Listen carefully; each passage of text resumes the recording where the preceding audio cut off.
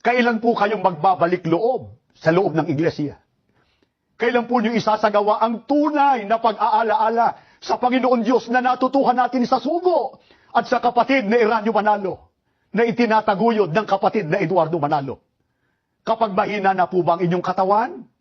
Kapag malabo na po ba ang inyong mga mata na hindi na kayo halos makaaninaw ng liwanag? Nawa ay makarating po sa lahat ang nilalaman ng mga pahayag na ito ng Biblia na akin pong babasahin sa inyo sa Ecclesiastes. Alalahanin mo ang lumikha sa iyo sa panahon ng iyong kabataan, bago dumating ang mga araw at taon na puno ng kaguluhan, panahong hindi mo na madama ang tamis ng mabuhay. Alalahanin mo siya bago humina ang iyong katawan, bago manghina ang iyong mga bisig, bago mawala ang lakas ng iyong mga tuhod. Alalahanin mo siya bago mabungi ang iyong mga ngipin at bago lumabo ang iyong mga mata.